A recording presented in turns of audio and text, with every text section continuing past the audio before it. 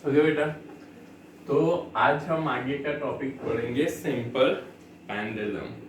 Simple pendulum हम किसको कहते हैं, सिंपल पेंडुलम को हम कैसे डिफाइन कर सकते हैं, and how to calculate the periodic time of simple pendulum. तो यहाँ पे सिंपल पेंडुलम पहले हम देखते हैं कि सिंपल पेंडुलम हम किसको कहते हैं, मतलब हम उसको कैसे डिफाइन कर सकते हैं। तो सिंपल पेंडुलम एक ऐसा सिस्टम है जो इनएक्सटेंसिबल स्ट्रिंग है और वेटलेस मास से बना हुआ है। समझना, इनएक्सटेंसिबल स्ट्रिंग एंड वेटलेस मास से जो सिस्टम बना हुआ है, ऐसे सिस्टम को हम बोलते हैं इनएक्सटेंसिबल स्ट्रिंग। मतलब जो भी, सपोज आप एक स्ट्रिंग ले रहे हो, डोरी ले रहे हो और उसके नीचे कुछ मतलब ऐसा ऑब्जेक्ट लगा रहे हो जो वेटलेस है, जिसका वेट नहीं है, और ये जो स्ट्रिंग है वो बिल्कुल एक्सटेंसिबल नहीं है, ऐसी सिस्टम को हम बोलते हैं सिंपल पेंडुलम, जो प्रैक्टिकली पॉसिबल नहीं है। ऐसी सिस्टम प्रैक्टिकली पॉसिबल नहीं होती है। तो हम यहाँ पे आइडियल पेंडुलम को कैसे डिफाइन कर सकते हैं, तो an ideal pendulum, an ideal simple pendulum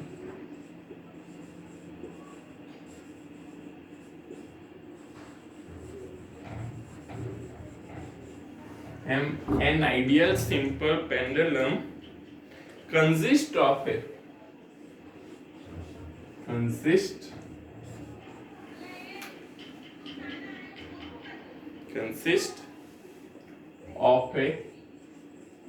point mass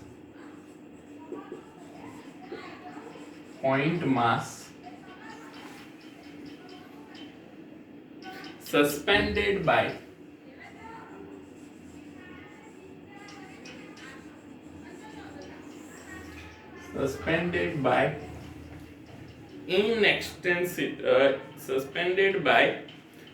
a flexible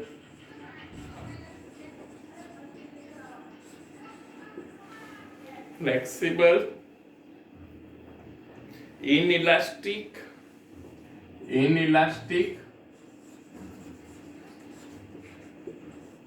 and weightless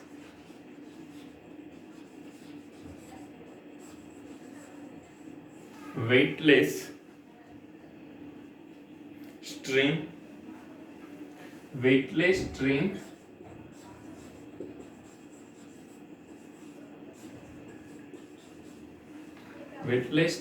from a rigid support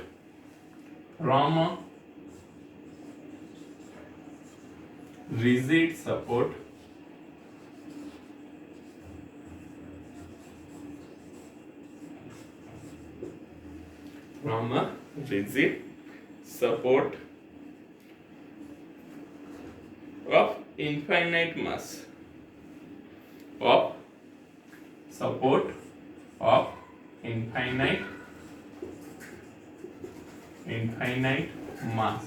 infinite mass वाले रिजिड सपोर्ट से ये सिस्टम जुड़ा हुआ है। तो ऐसी सिस्टम को हम बोलते हैं सिंपल पेंडुलम।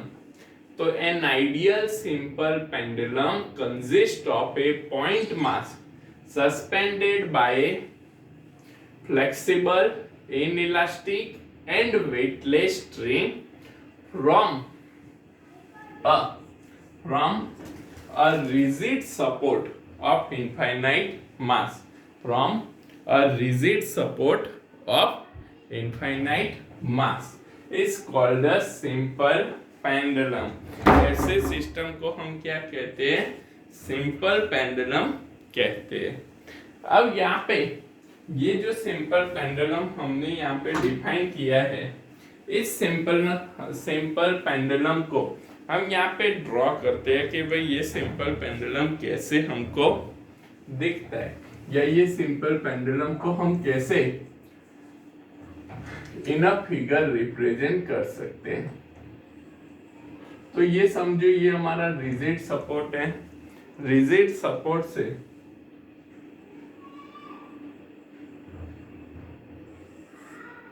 ये हमने मास कनेक्ट किया हुआ है।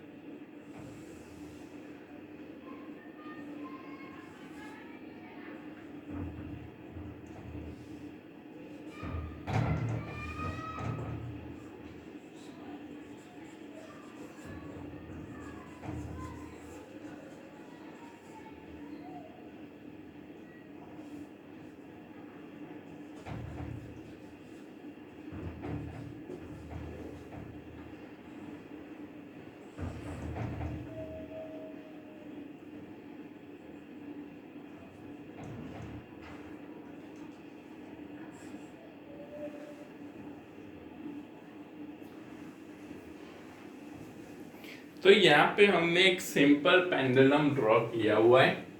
तो ये सिंपल पेंडुलम को अगर हम समझे तो ये रिजिड सपोर्ट से यहाँ पे कुछ मास m का सिंपल पेंडुलम हमने लगाया है।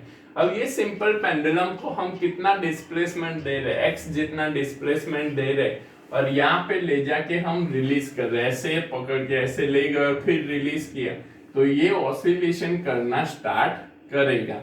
अब जब ये यहाँ पे हम लेके गए तो यहाँ पे लेके गए तो एक तो ये स्ट्रिंग है, ये स्ट्रिंग पे ड्यू टू द मास यहाँ पे क्या लगेगा, टेंशन फोर्स लगेगा।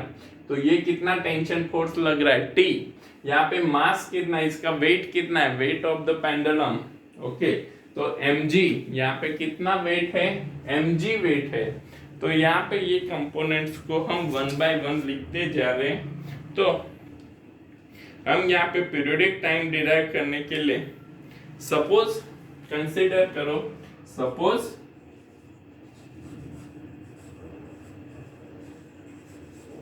at any instant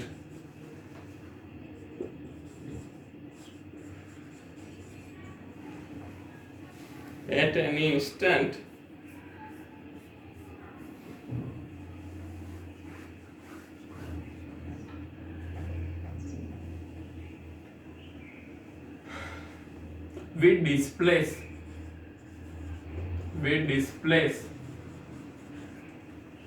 pendulum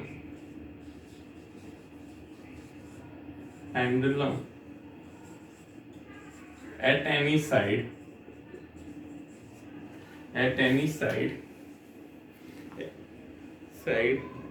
and the displacement is okay, and the displacement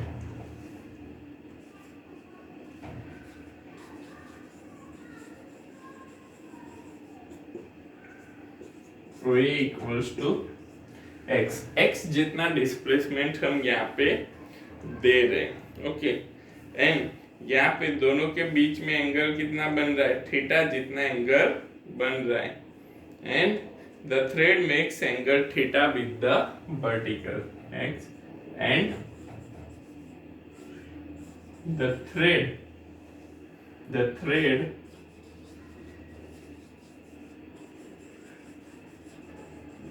makes an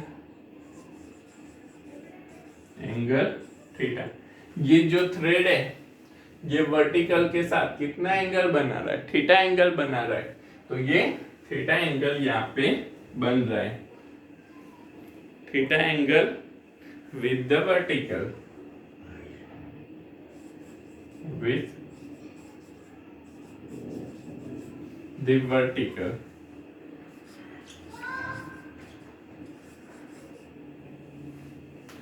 अब यहाँ पे हम ये जो पेंडुलम है, ये पेंडुलम पे कौन से फोर्स है लग रहे हैं, वो फोर्सेस को यहाँ पे लिस्ट आउट करते हैं। तो the forces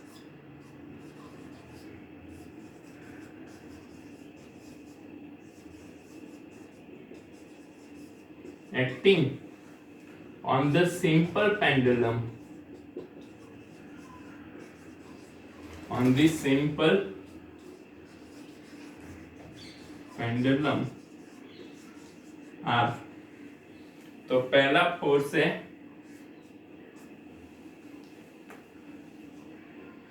wait mg of the bob acting vertically downward. ये जो mg वेट है, mg वेट क्या है? तो ये बॉब का वेट है, कहां पे लग रहा है? डाउनवर्ड डायरेक्शन में। तो weight mg acting vertically downward.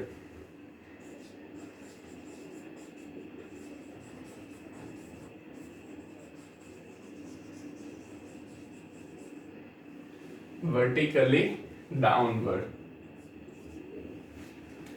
फिर दूसरा यहाँ पे कितना वेट लगेगा, कितना फोर्स लगेगा? तो दूसरा यहाँ पे हम देखते हैं। तो tension T along the string,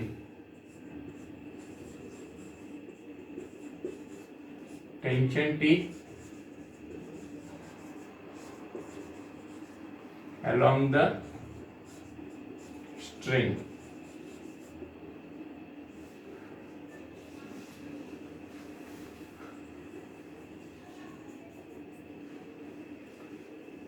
तो टेंशन फोर्स लग रहा है, वो हमको यहाँ पे दिख रहा है, tension T along the string.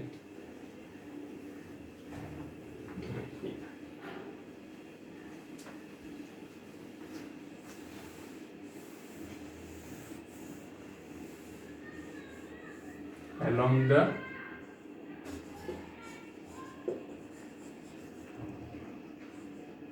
string। Okay, अब यहाँ पे ये जो mg फोर्स लग रहा है, ये mg फोर्स क्या है? तो mg फोर्स के यहाँ पे दो कंपोनेंट मिल रहे हैं। तो the mg force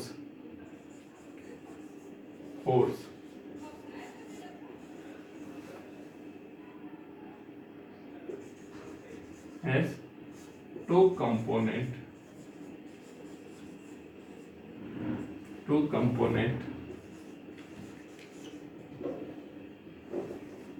one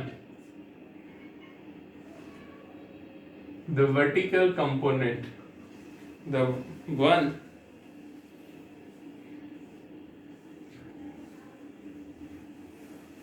the component mg cos the component mg cos theta, the component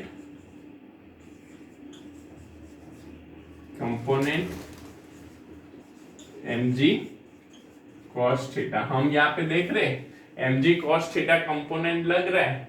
अब ये mg cos theta कंपोनेंट क्या कर रहा है? तो ये जो टेंशन फोर्स देखो तो इस साइड लग रहा है और mg cos theta उसकी ऑपोजिट डायरेक्शन में लग रहा है। तो हम यहाँ पे कह सकते हैं कि the component mg cos theta balance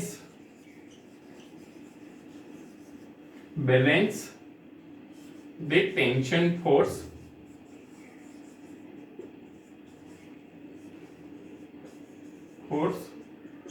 in thread में जो टेंशन फोर्स लग रहा है उसको ये कंपोनेंट क्या कर रहा है? बैलेंस कर रहा है। तो ये तो क्या हो गया? जीरो हो गया। ये जितना लग रहा है उतना ये ऑपोजिट डायरेक्शन में लग रहा है। तो इससे तो पेंडुलम ऑसिलेट नहीं होगा। तो पेंडुलम को ऑसिलेट कौन कर रहा है? तो द कंपोनेंट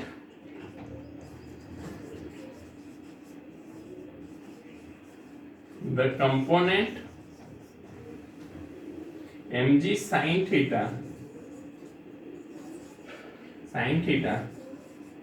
acting towards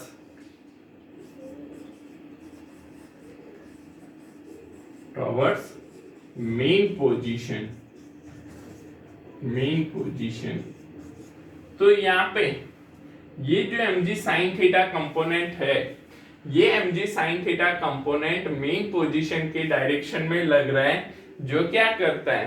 तो ये मेन पोजीशन के डायरेक्शन में लग रहा है, जो यहाँ पे ये पेंडुलम को ऑसिलेट करवाता है। ये पेंडुलम को क्या करवाता है? ऑसिलेट करवा रहा है। तो जिसकी वजह से यहाँ पे ये पेंडुलम ऑसिलेट हो रहा है तो वो है mg sin थीटा। तो F इक्वल्स टू ये कौन सा है? तो ये रिस्टोरिंग फोर्स है। This is the restoring force. That's why we can write down the F equals to minus mg sin theta. हम क्या लिख सकते हैं?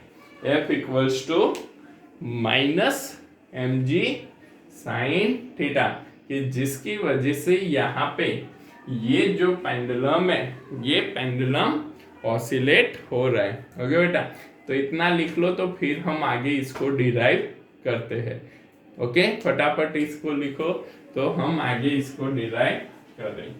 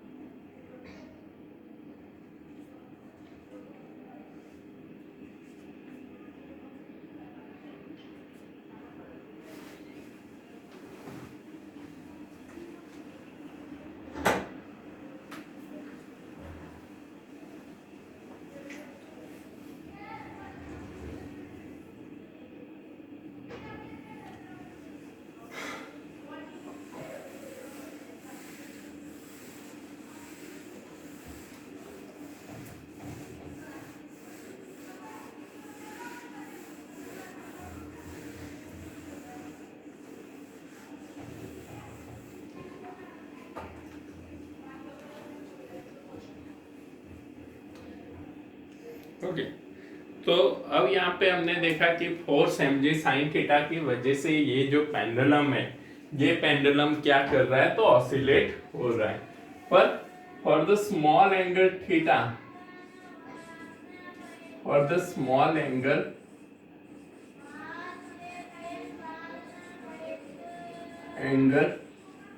Theta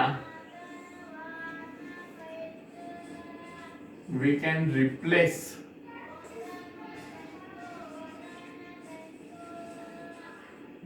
sin theta approximately theta, sin theta approximately theta, f equals to minus mg theta। क्या है? f equals to minus mg theta। And यहाँ पे हम थीटा को अगर रिप्लेस करते हैं तो थीटा इक्वल्स टू क्या होगा? तो arc by length. Theta angle क्या होता है? Angle equals to arc by length. तो आर्क कितना है? x जितना, और लेंथ कितना है? l। तो यहाँ पे थीटा इक्वल्स टू हम x बाय l रिप्लेस कर सकते हैं। तो इसको हम इसमें वैल्यू पुट करते हैं थीटा की, तो ये क्या मिलेगा, minus M G into X by L, minus M G into X by L. अब ये तो क्या है, रिस्टोरिंग फोर्स है, तो हमने यहाँ पे कितना फोर्स अप्लाई किया है, तो F equals to M A, जितना फोर्स हमने अप्लाई किया है, तो M A equals to minus M G X by L हम लिख सकते हैं। कितना फोर्स हमने अप्लाई किया है, m इंटू एक्सेलरेशन a, तो m into a equals to minus M G X by L, तो m m यहाँ पे कैंसिल हो जाएगा, और a इक्वल्स टू एक्सेलरेशन तो क्या है, minus omega square into X, acceleration क्या है, minus omega square into X, तो यहाँ पे उसको रिप्लेस करते हैं, तो minus omega square X minus G X by L, यहाँ पे एक्स एक्स कैंसिल हो गया, नेगेटिव कैंसिल हो गया, तो omega square equals to G by L, and omega equals to under root G by L, और ओमेगा तो क्या है, 2 पाई बाई टी, तो ये हो जाएगा under root G by L. और जब हम पीरियोडिक टाइम टी को यहाँ पे लेते हैं, तो पीरियोडिक टाइम टी हमको यहाँ पे क्या मिलेगा, तो periodic time T equals to, यहाँ पे टी को रिप्लेस करते हैं, तो T equals to 2 pi under root L by G होगा। तो ये हो गया हमारा periodic time of simple pendulum, T equals to 2 pi under root L by G. तो ऐसे हम सिंपल पेंडुलम को डिफाइन कर सकते हैं, ऐसे हम क्या कर सकते हैं, सिंपल पेंडुलम को डिफाइन कर सकते हैं।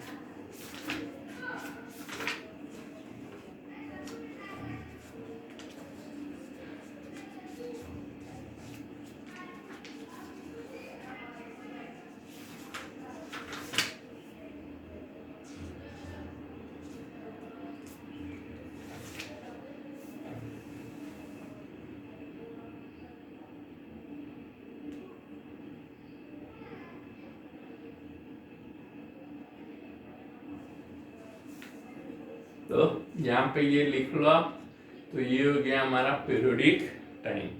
तो फिर हम इस पे से 2-3 न्यूमेरिकल देख लेते हैं।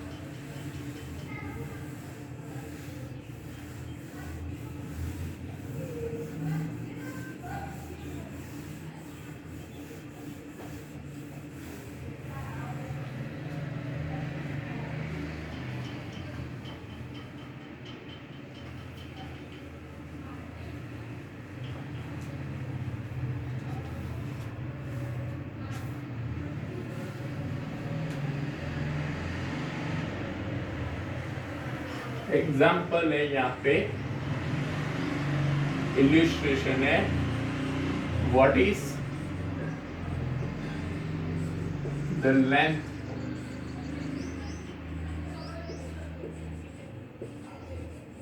Of simple pendulum simple pendulum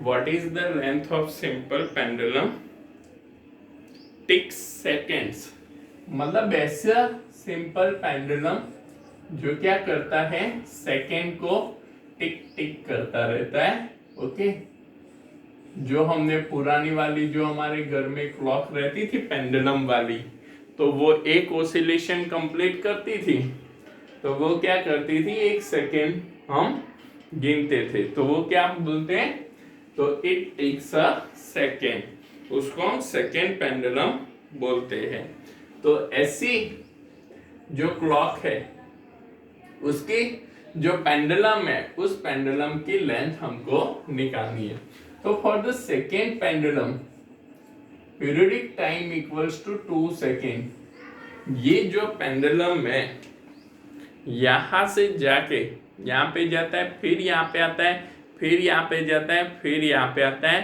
तो उतने में ये कितने सेकेंड कंप्लीट करता है 2 सेकेंड कंप्लीट करता है इसलिए वो एक ऑसिलेशन कंप्लीट करते हैं तो कितने सेकेंड हुए 2 सेकेंड हुए और gravitation acceleration g equals to तो हमको पता है 9.8 मीटर पर सेकेंड स्क्वायर तो यहाँ पे periodic time t equals to 2 pi under root L by G periodic time t equals to क्या हो गया 2 pi under root L by G तो ये t equals to 2 pi 2 into 3.14 या तो हम इसको पहले स्क्वायर कर लेते हैं तो अंडर रूट निकाल लेते हैं तो T square equals to 4 pi square L by G हमको निकालना है लेंथ है तो T square into G divide by 4 pi square L equals to T square 4 into G 9.8 divide by 4 into 9 point यहाँ पे हम पाई की वैल्यू अगर लेते हैं तो 9.87 जितनी हमको मिलती है दैट मीन्स कि लेंथ एल इक्वल्स टू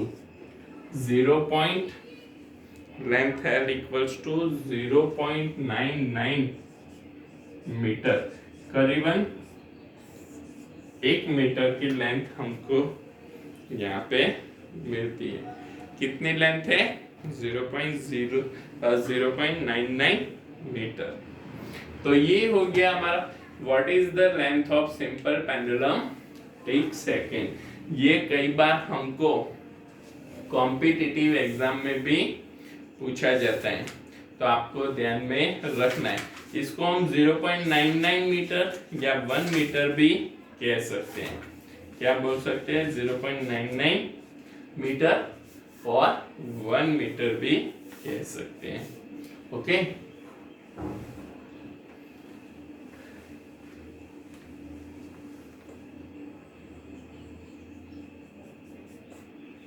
दूसरा एग्जांपल अगर हम यहाँ पे लेते हैं तो दूसरा एग्जांपल है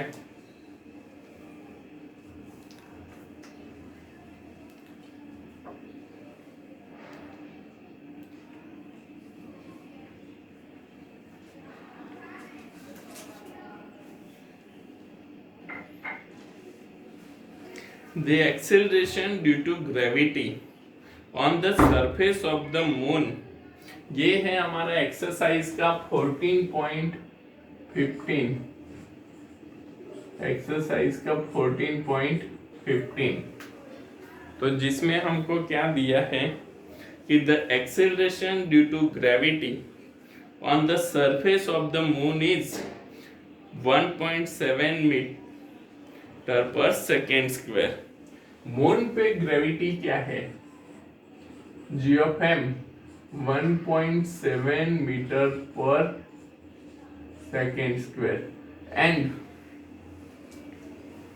what is the time period of a simple pendulum on the moon if its time period on the earth is 3.5 second? Okay, तो हमको यहाँ पे बोला है कि भाई मून पे इतनी ग्रेविटी है, अर्थ पे क्या है 9.8 मीटर पर सेकेंड, और अर्थ पे पीरियोडिक टाइम एक पेंडुलम, सिंपल पेंडुलम है जिसका अर्थ पे पीरियोडिक टाइम है 3.5 सेकेंड। 3.5 सेकेंड। तो मून पे उसका पीरियोडिक टाइम क्या होगा वो हमको निकालने के लिए बोला है। तो अर्थ की ग्रेविटी, मून की gravity, periodic time on earth हमको दिया है और पीरियोडिक टाइम ऑन मून हमको निकालने के लिए बोला है। तो यहाँ पे हमको सेम फॉर्मूला यूज करना है, T equals to 2 pi under root L by G. अब हमारा रिलेशन किसके बीच में है? तो पीरियोडिक टाइम और हमको ग्रेविटेशन दिया हुआ है। तो हमको यहाँ पे हम इस फॉर्मूला को ऐसे लिख सकते हैं, T of m by T of P equals to, तो periodic time is inversely proportional to under root g. तो G of E by G of M, T of M by T of P equals to under root, ये देखो T इसके कैसा है, inversely proportional है, T इसके inverse proportional है, इसलिए T of M by T of P equals to under root GE by GM। अब T ऑफ M को हम यहाँ पे सब्जेक्ट कर लेते हैं, तो T ऑफ P इधर आ गया, under root G of P by G of M। तो T of M equals to, T of P कितना दिया है 3.5 under root GE 9.8 GM 1.7, T of M equals to 3.5 under root 9.8 by 1.7। तो इसको solve करते हैं, 9.8 by 1.7,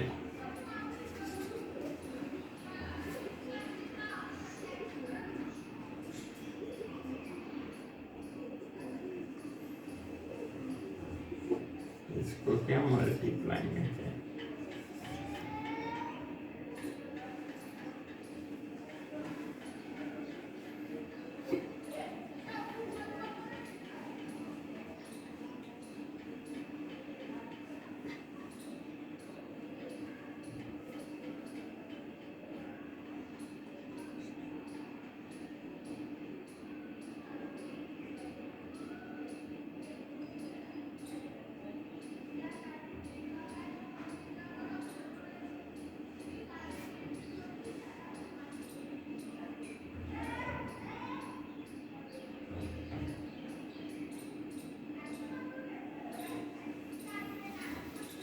तो ये हमारा पूरा अंडर रूट निकाल के मिल जाएगा 2.4 इंटू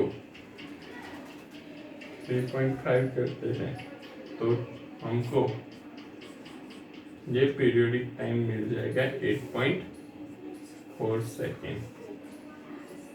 मून पे इसका पीरियोडिक टाइम कितना होगा 8.4 सेकेंड।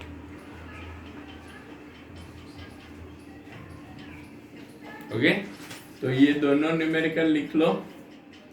तो आज हम इतना रखते हैं, आगे का नेक्स्ट क्लास में।